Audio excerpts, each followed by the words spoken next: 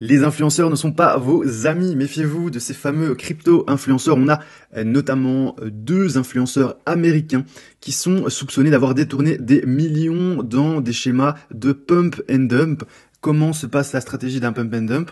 Ils annoncent à leur communauté qu'ils vont acheter certaines crypto-monnaies et dès que leur communauté a acheté, ils revendent leur portefeuille, encaissant au passage des centaines de milliers, voire des millions de dollars de gains. C'est ce qui s'est passé avec deux influenceurs sur Telegram. Le premier, c'est un groupe qui s'appelle Whiplash 347, groupe de 270 000 personnes. Et le second, c'est QSI, avec 35 000 membres dans son groupe.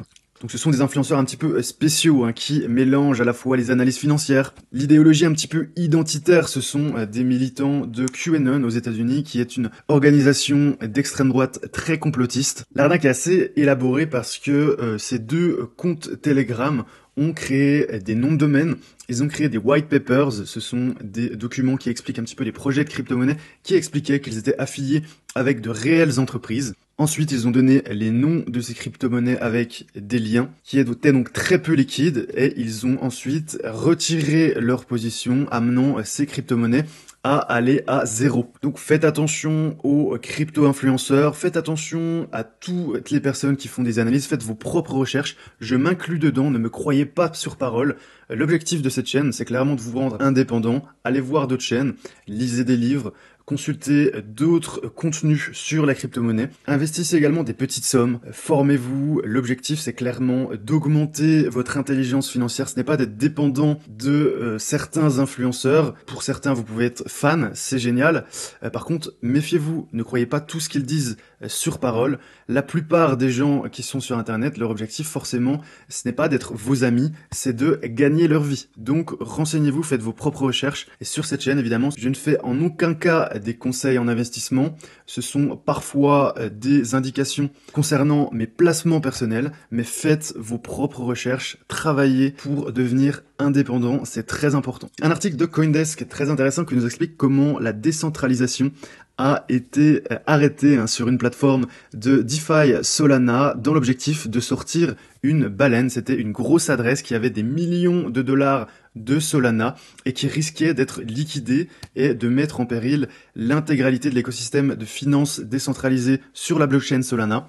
Donc il y a eu un vote de gouvernance qui a été validé à 95%. Donc c'est une personne qui avait plus de 5,7 millions de sols sur la plateforme de finances décentralisée Solend. Ça représente plus de 150 millions de dollars au prix actuel. Et c'est vrai que ça représentait 95% des dépôts du pool de liquidité. En plus, c'est une personne qui a utilisé cet argent en collatéral pour emprunter 108 millions en stablecoin. Et il avait un prix de liquidation à 22,30 $. C'est-à-dire que si le sol atteignait ce prix, sa position serait complètement coupée et il aurait perdu donc l'intégralité de ce montant, de ces 150 millions de dollars, plus l'emprunt en stablecoin qu'il avait contracté sur une autre plateforme. Donc ça aurait pu mettre en danger l'écosystème. Je vous rappelle que le prix actuellement du sol est à 32 $. Donc il aurait suffi d'une nouvelle baisse de 30% du prix du sol pour mettre en péril cet acteur de finances décentralisées Solend, mais également d'avoir une chute de 100 millions de dollars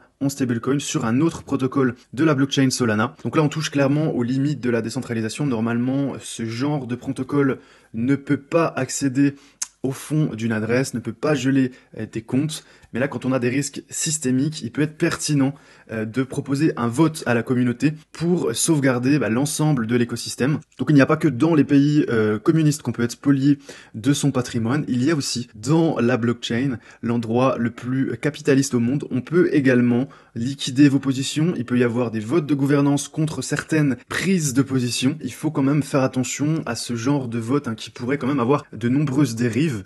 Pourquoi pas par la suite proposer de retirer l'argent des personnes qui ont beaucoup trop de tokens parce qu'ils ont trop de pouvoir à partir d'un certain montant. Ça ouvre la porte à beaucoup de dérives, donc ça peut être quand même assez préoccupant ce genre de décision qui s'est passé sur Solend, sur la blockchain Solana. Le board de Twitter qui accepte la proposition de rachat de Elon Musk à 44 milliards de dollars à un prix de 54 $ par action. Il faut savoir qu'Elon Musk s'était adressé par visioconférence au conseil d'administration de Twitter L'une de ses idées, hein, c'était d'intégrer notamment un moyen de paiement pour que ce soit facile d'envoyer de l'argent. Il voulait aussi s'assurer du nombre de véritables comptes et du nombre de robots qu'il y a sur la plateforme pour éviter le nombre d'arnaques qu'il y a notamment sur les crypto-monnaies. Donc le conseil d'administration de Twitter semble vraiment convaincu par l'offre d'Elon Musk. Il faut savoir que Twitter, son action a vraiment chuté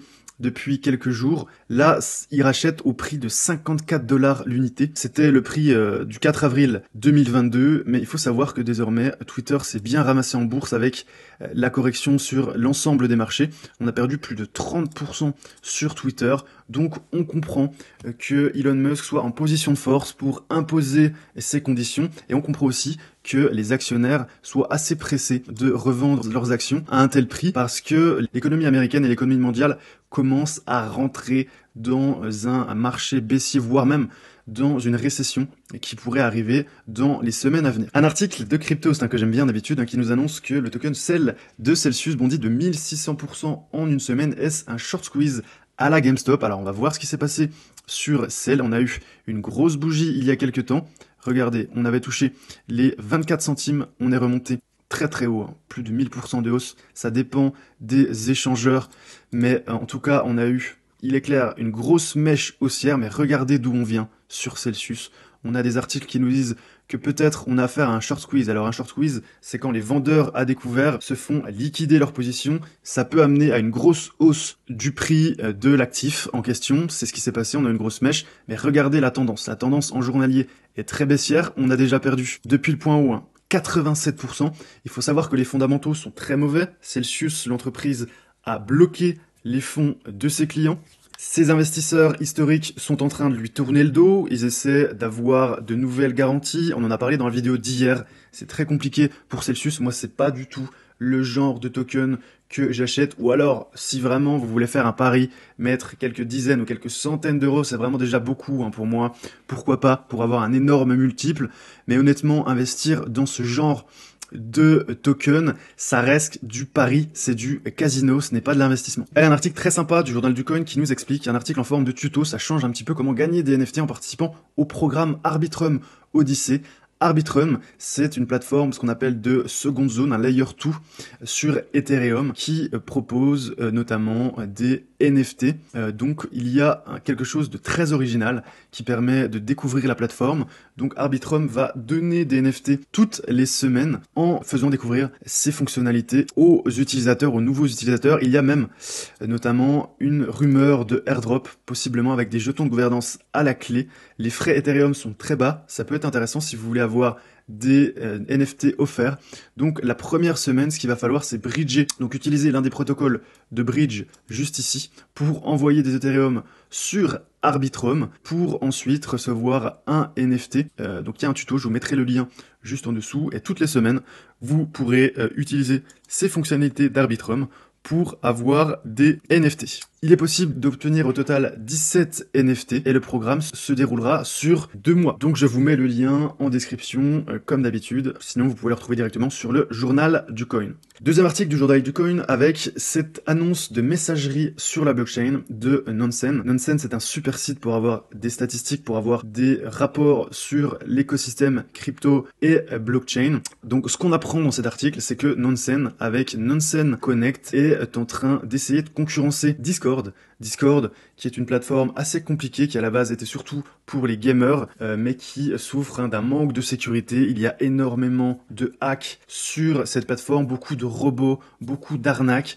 Donc ils sont en train d'essayer d'avoir une messagerie Web3 alternative à Discord, beaucoup plus sûr. Et voilà leur constat, Discord ne fonctionne pas pour les communautés Web3, nous avons besoin d'une meilleure plateforme qui donne la priorité à la sécurité. Ça va dans le bon sens, je vais essayer cette plateforme, j'espère que ça va vraiment se développer. Moi personnellement je n'aime pas du tout Discord, c'est pas du tout intuitif, c'est vraiment quelque chose pour les geeks de chez Geek, et en plus très risqué, à chaque fois il y a des robots, des arnaques, donc j'évite Discord, même si maintenant c'est vraiment compliqué de passer outre Discord, il y a beaucoup de choses très intéressantes notamment pour les NFT, donc si on pouvait avoir quelque chose de plus intuitif et surtout de plus sécurisé que Discord, c'est vraiment, on va vraiment dans le bon sens.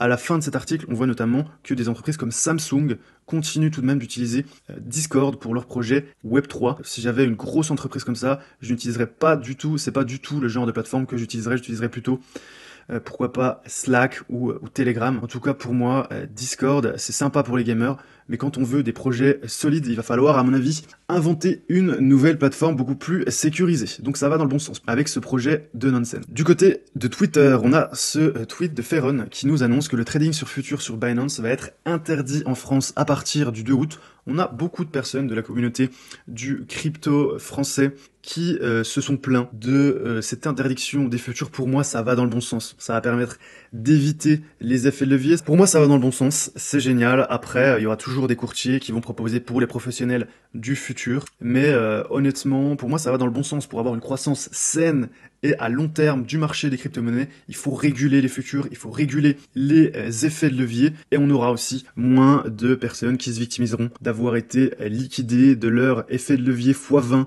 sur le Dogecoin. Évidemment, il faut pas s'étonner. Quand on investit avec de l'argent qu'on n'a pas, il faut pas s'étonner de se faire massacré. Donc c'est une très bonne nouvelle. On a aussi un tweet de Pranksy, Pranksy qui est un des plus gros influenceurs Twitter. Je vous invite à le suivre, qui est un collectionneur de NFT, qui nous estime que ce n'est pas un bear market, ce n'est pas un marché boursier, c'est un marché construction. It's a build market, ça veut dire qu'il est temps de créer des projets, d'avancer, de travailler dans l'ombre. C'est ce qu'on fait sur cette chaîne. Je vais vous faire un point de marché quotidien. Dites-moi si ça vous plaît, j'essaie de vous apprendre des choses, j'apprends énormément de choses également en créant ces vidéos. Voilà, vos messages sont toujours les bienvenus, vos likes également m'aident beaucoup. Je prends du temps pour faire du contenu gratuit. Honnêtement, je m'éclate en faisant ça, j'espère que ça se voit quand vous regardez ces vidéos. Donc si vous avez des sujets de vidéos, si vous avez des recommandations, n'hésitez pas à m'en faire part dans les commentaires. Le Fear and Greed Index remonte un petit peu, on est sur les 11. On était à 9 hier, la semaine dernière à 7, on a touché vraiment les points bas historiques. La semaine dernière, c'était le week-end dernier à 7, quand on a eu la grosse chute à 17 000 $ sur le Bitcoin. Donc on remonte un petit peu, on est toujours dans l'extrême peur, mais on est un petit peu plus optimiste. Bitcoin sur 24 heures, légère correction de 4%, on est toujours sur 20 000 $. Ethereum, moins 6%. On voit qu'Ethereum est toujours faiblard par rapport à Bitcoin, il a beaucoup de mal depuis plusieurs semaines, même plusieurs mois. BNB, moins 3%, Cardano, moins 6%, XRP, moins 3%, Solana, moins 7%, et Polkadot, moins 6%. En termes de secteurs, on a de nombreux secteurs qui se redressent après la purge de la semaine dernière. On a notamment le Chronos écosystème. Chronos, c'est la blockchain de crypto.com. Il y a des projets intéressants, c'est encore assez confidentiel, mais on a quand même 88 projets qui sont listés sur CoinGecko. On est sur une hausse de 78% en 24 heures sur l'écosystème Chronos. On a les synthétiques, donc c'est tout ce qui est produits dérivés, et tout ce qui est industrie musicale. Je m'y connais très peu dans ce secteur de la blockchain musicale. Peut-être que je vous ferai une vidéo sur ce secteur prochainement. On a de plus en plus d'acteurs, plus de 32 tokens qui sont listés dans l'industrie musicale blockchain. Allez, on revient sur notre Bitcoin qui est en train de se calmer. On est dans une phase de consolidation. Forcément, il fallait s'y attendre après la volatilité, cette grosse mèche qu'on a eue cette semaine dernière. Donc là, ça va. Je pense que ça vous rappelle quelque chose. C'est comme quand on était retombé sur les 30 000 $. On va avoir plusieurs jours, voire plusieurs semaines de consolidation pour ensuite choisir notre camp. Est-ce qu'on va repartir en direction des 30 000 ou redescendre par-dessous sur le niveau plutôt des 14 000? Tout va être décidé par ce qui se passe aux États-Unis, surtout la suite en termes de statistiques, sauf encore si on a un signe noir avec des acteurs qui font faillite, comme on les a eu ces quelques semaines, avec les scandales sur Celsius et consorts. Donc pour l'instant, il faut s'attendre surtout à une consolidation autour des 20 000 $. Ethereum, pareil, on devrait avoir une consolidation. Par contre, les consolidations sur Ethereum, c'est plutôt des consolidations qui sont descendantes. C'est des petites baisses comme ça. C'est beaucoup moins droit que sur Bitcoin. Il faut savoir qu'Ethereum est beaucoup plus faible que Bitcoin depuis décembre. Il faut savoir, depuis le début de la grosse correction, il y a des capitaux qui se concentrent surtout maintenant sur Bitcoin. Beaucoup de personnes qui avaient de l'Ethereum sont en train de prendre peur et sont en train de convertir leurs Ethereum en Bitcoin. Pour l'instant, ça reste une très bonne affaire pour moi, l'Ethereum à 1000 $. Mais on devrait avoir pendant quelques jours, voire quelques semaines, une petite consolidation latérale sur Ethereum. Le marché des NFT, je vous en ai parlé hier, qui est en train de se reprendre après une chute de plus de 50%. Donc que ce soit en dollars ou en Ethereum, on est en train de remonter. Le sentiment est quand même beaucoup mieux. On est quasiment quasiment de retour à la normale. Sur les grosses collections blue chip, ça repart légèrement, donc plutôt bon signe ce qui se passe sur le marché NFT après 2 mois de grosses baisses.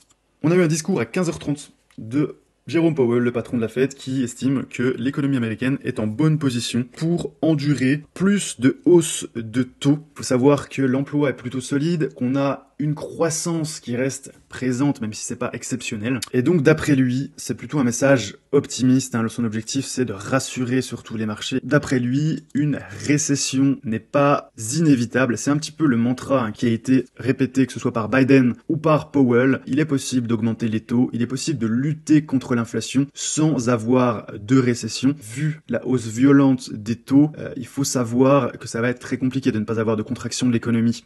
On verra ce qui se passe. Moi, ce que je pense, c'est que c'est plutôt des incantations que des pronostics ou qu'une analyse. D'après moi, ils n'ont pas le choix. Ils doivent augmenter les taux d'intérêt pour avoir une chance de maîtriser l'inflation.